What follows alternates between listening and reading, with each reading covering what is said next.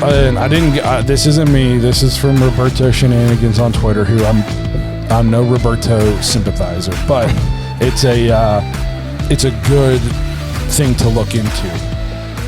Bajorquez, or however you say his name, is apparently there's something going on where he is not a good holder, or something he is doing is making his kickers struggle. So if you go back and you look at some of the people he's held for in his career, in 2021 he held for Mason Crosby. Mason Crosby made 73.5% of his field goals. Oh, is that the year that Mason? Remember he missed like 5 in a game or something? Yep. His career is 82%. It was the worst ever in 14 years when Bajorquez was his holder. Tyler Bass made 82.4% of his field goals with him as his holder. His career average without him is 87.3. It was his worst ever in 3 years in the league. Steven Hauschka made 78.6% of his field goals with him as his holder. He's a career 85.2% without him. That's his second worst in 13 years in the league. And Steven Hauschka, again, in the second year with him, 78.6. No, he's just got on here twice. That's just a Roberto thing. It was 2 different years where it was the same thing.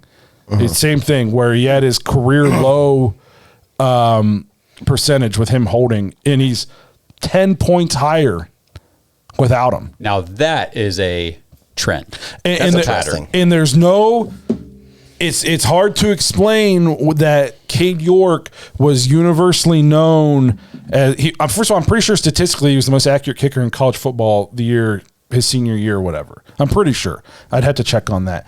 And then we bring him into Cleveland, and all of a sudden he can't make a field goal. Yeah.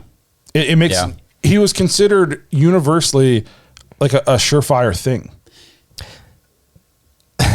So going into last night, I wanted to see Cade York kick just for the fact that they were back in Cleveland Brown Stadium, kind of a chance to like prove that maybe some of the things that were bothering him last year or whatever was going on were gone, and missed field goal.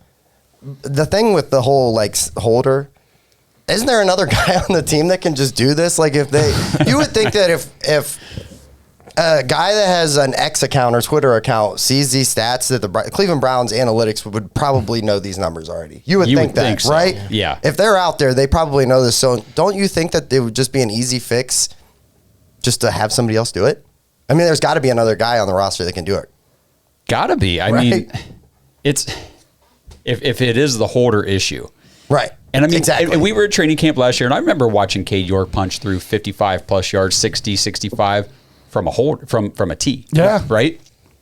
So I don't know. I mean, maybe there's something. There's got to be something to this, because those numbers are very revealing, and it's not just like a fluke.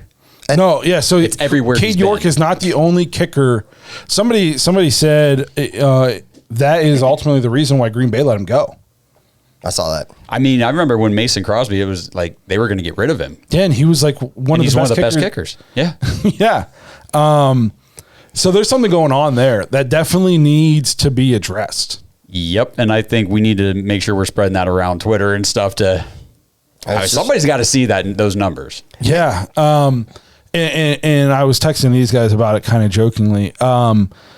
We got to, Browns fans, we can't boo Cade York right now. There's something going on with the hold, maybe, but it seems like something's going on with the hold. And this is a young kid, guys. Yeah, he's like 22. He's a little bit in his head right now. We need to, sometimes you can't. There's different, times where you like beat your kid, and another time where you like lift them up a little bit. That we need to lift this kid up a little bit, because it's nothing. It's only going to get worse if we just mentally abuse him. I know it's tough for us Browns fans, but we gotta do our part to help raise this kid a little bit in a loving, nurturing environment, because. A lot of this, kicking, a lot of this seems mental right now too. Yeah, that's what I was going to say. So basically, let's lift up York and then we're going to beat down Bajorquez. Yes. The biggest thing, he can punt whatever. You mean to tell me we the third string quarterback can't be the holder? Something like that. You tell me there's not another punter out there that's a good holder? I mean, come on, it's punting. My thing, though, he's a good punter. He is a good punter. He's a good punter. But that's where I'm at. I'm like, there has to be another guy on the roster. Thanks for listening to another episode of the Dawgs Podcast. Make sure you subscribe on YouTube and follow us on Twitter at the Dawgs Podcast. Get your thoughts on the show at thedawgspodcast.com.